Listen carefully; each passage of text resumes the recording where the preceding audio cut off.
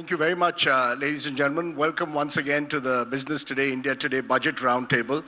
To get an opposition perspective, we are joined by the perspective of the largest opposition party. We are joined by the former finance minister, 9-time finance minister on 9 budgets that he's delivered.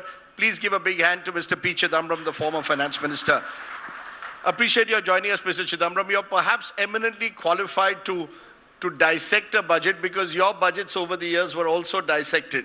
So I want you to be fair and objective to the extent that you can be, and tell me what was the best thing you saw in Nirmala Sitharaman's budget this year and the worst thing or the most difficult, the decision that you disagreed with most.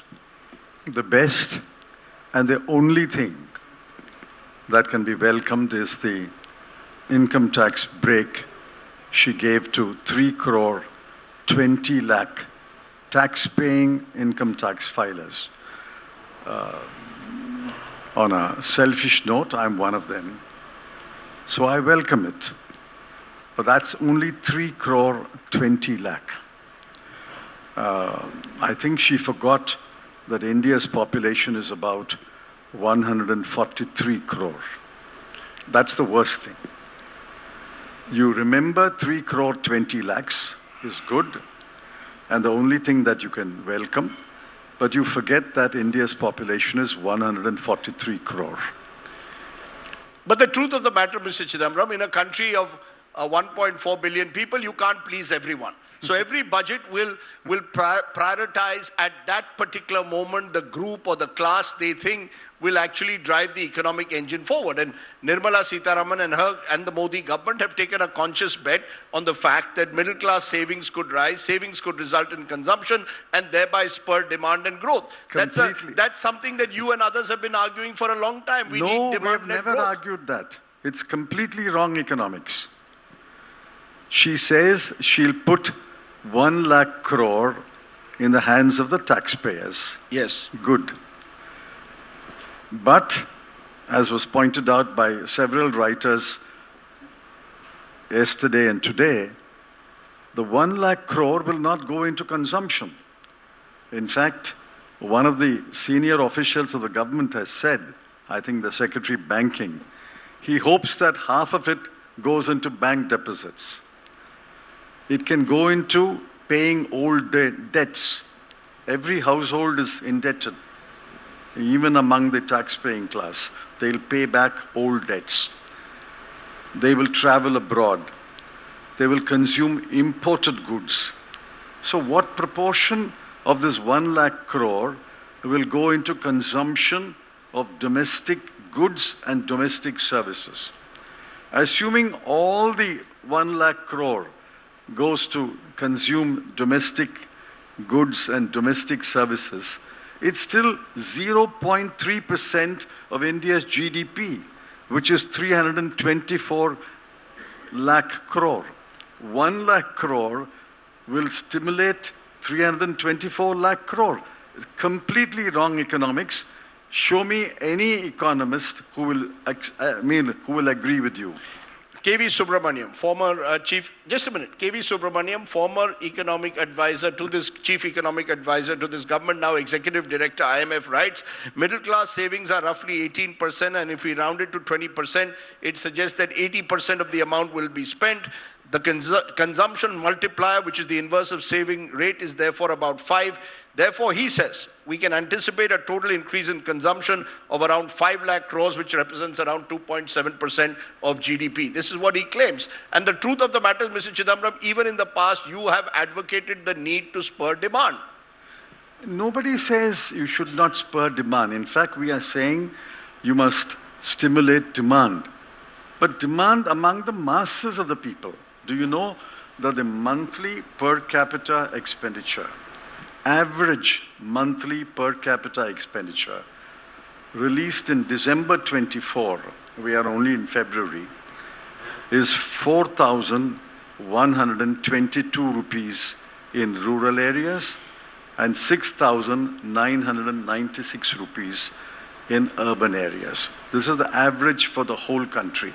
If you take the bottom half, it'll be much less. It'll be about 3,000 rupees in current prices and maybe 4,500 rupees for urban India. You have to stimulate demand among them. If the masses consume, it'll stimulate demand. I'm not saying this will not stimulate demand, but don't exaggerate it. Mr. Krishnamurthy may have said that. He is wrong, and that is why I believe he's the former chief economic advisor. No, but let's be very clear, Mr. Chidambaram. The truth of the matter is, as I said, during a budget, and you know this better than anyone else, you make choices. The government of the day has foregone about 1 lakh crore in revenue as a result of these tax cuts. Yes. On the other hand, you and others expect fiscal responsibility, expect the fiscal deficit to meet its targets.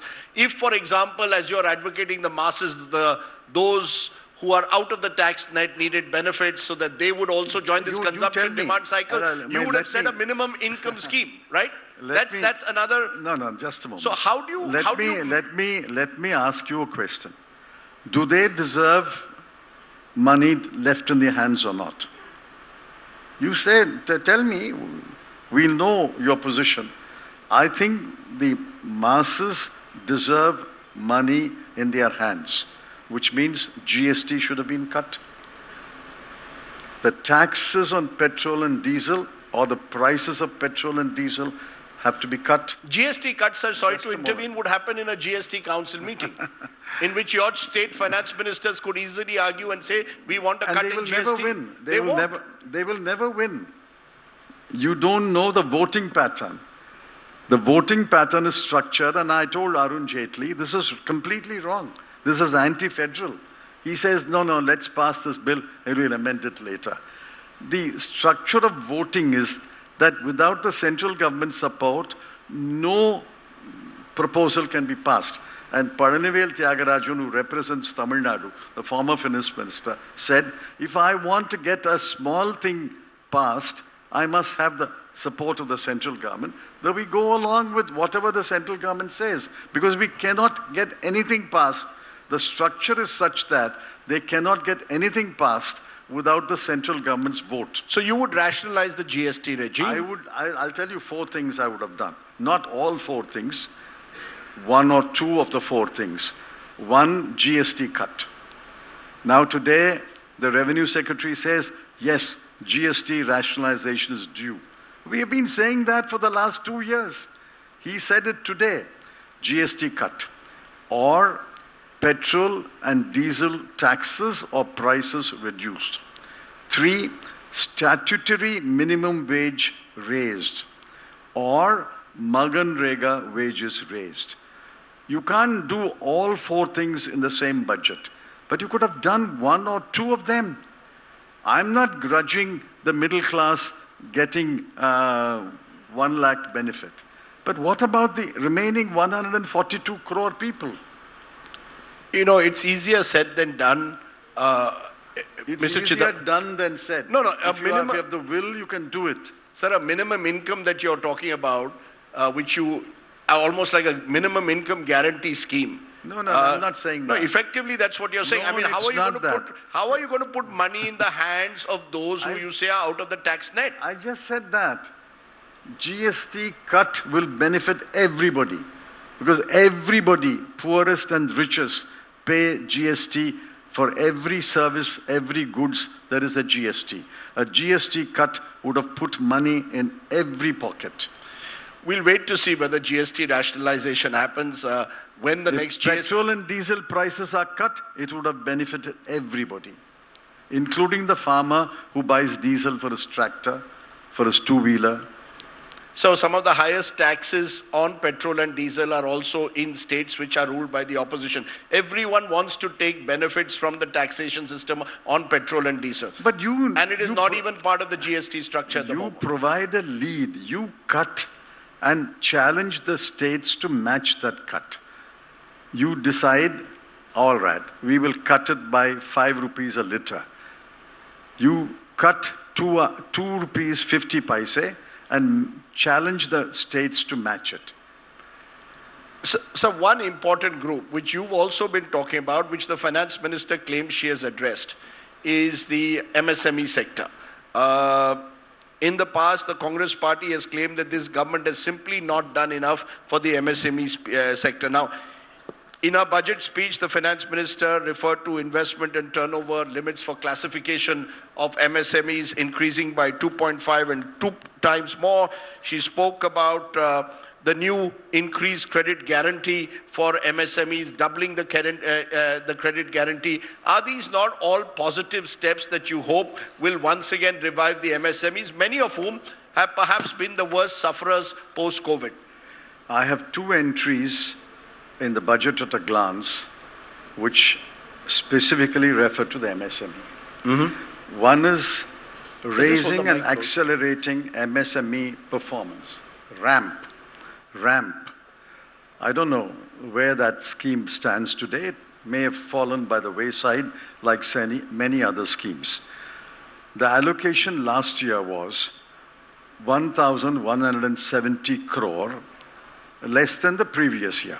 Allocation 24-25. Mm-hmm.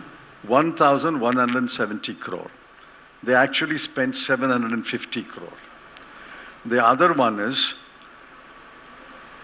guarantee emergency credit line facility to eligible MSME borrowers.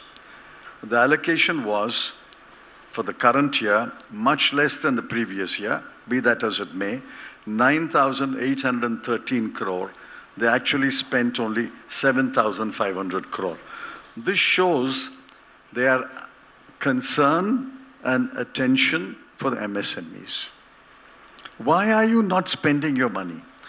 There are 150 items in the budget at a glance. The major items for the expenditure budget have been picked up.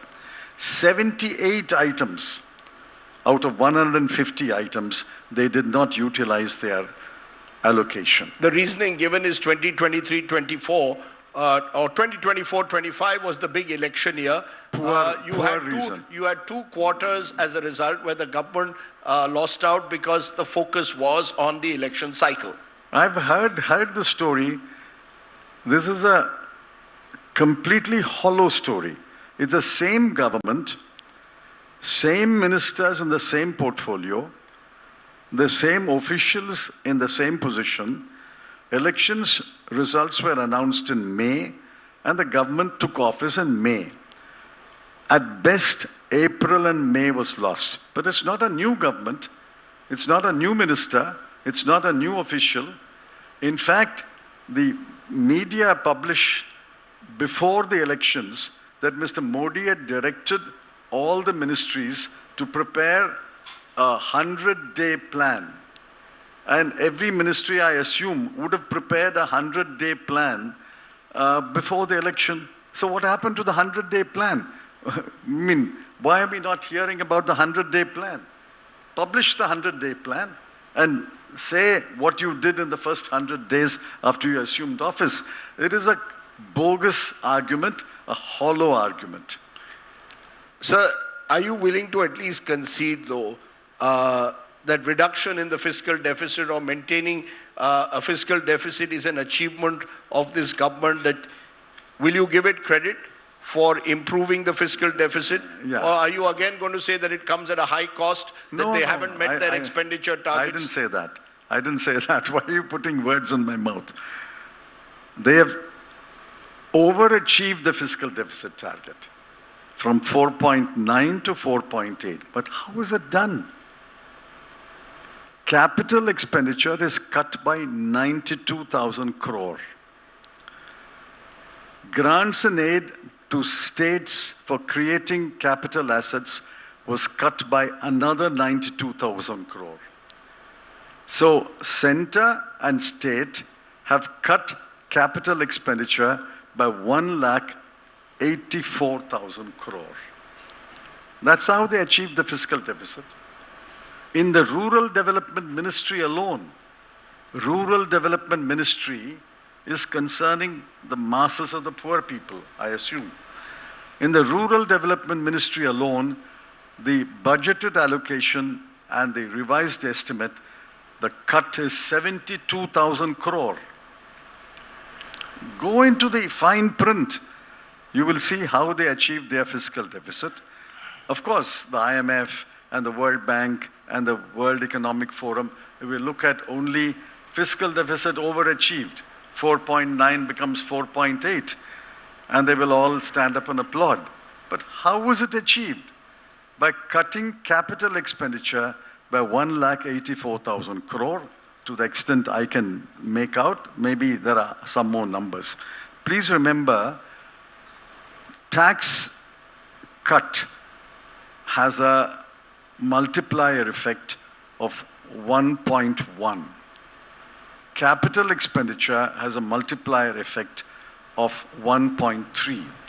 Every rupee spent on capital expenditure has a multiplier effect of 1.3, rather than consumption expenditure has only 1.1. Okay, Mr. Chidambaram, I know that you've got to catch a flight. You've come despite that to this event, and I think you've at least given the impression that we could even have a constructive opposition and hopefully a less unilateral government as well. Maybe that's the way to take the economy forward. Thank you very much, Mr. P. Chidambaram, for joining us.